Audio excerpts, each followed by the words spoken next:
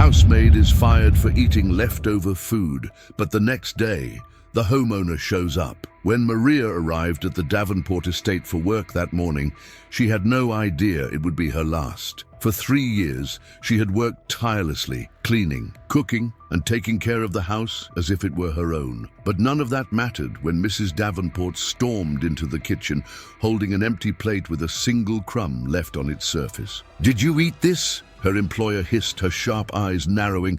Maria's heart pounded. It was just a leftover piece of bread from a lavish dinner the night before, food that would have otherwise been thrown away. I didn't think you're fired," Mrs. Davenport snapped. "Pack your things and get out." Maria stood frozen, humiliation washing over her. She had given everything to this house, to this family. She had worked overtime without extra pay, covered for the other staff when they were sick, and had even stayed up late comforting little Sophie when she had nightmares. And yet, here she was, discarded like trash over a piece of bread.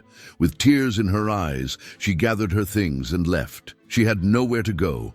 Her wages had barely been enough to support her own family, and now she had nothing. But fate, it seemed, had other plans. The next morning, as Mrs. Davenport enjoyed her breakfast, a sleek black car pulled up in the driveway. Out stepped none other than George Davenport, her husband, and behind him, Maria. "George, you're back early," Mrs. Davenport said, forcing a smile. "Did you know that I had to let Maria go? She stole from us." George turned slowly, his sharp gaze locking onto his wife. "Is that so?" His voice was calm, but there was a dangerous edge to it. "Maria, would you care to explain?" Maria hesitated, but George nodded encouragingly. I ate a piece of leftover bread," she admitted softly. "I didn't think it was a big deal." George's expression darkened. "Leftover bread? That's why you fired the woman who's been more of a mother to our daughter than you, the woman who practically runs this house?" Mrs. Davenport paled.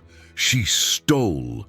We can't have thieves in this house." George sighed and pinched the bridge of his nose. "Maria, I sincerely apologize. You're not going anywhere. In fact, I insist you stay," Maria gasped. "Sir, and as for you," he turned to his wife, "I'm done tolerating your cruelty.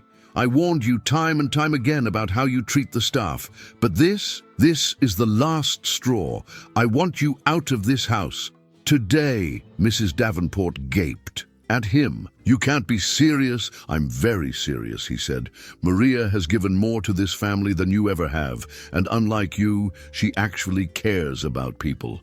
Now pack your bags." And just like that, the woman who had looked down on Maria was the one leaving in disgrace. As Mrs. Davenport stormed off, Maria stood in stunned silence. "Maria," George said gently, "I should have done this sooner. You've been the heart of this house, and it's time you were treated like it. I want you to stay, not as a maid, but as the head of the household staff, with a proper salary, and a room in the house, not the servants' quarters." Maria's eyes filled with tears, not of sadness, but of gratitude.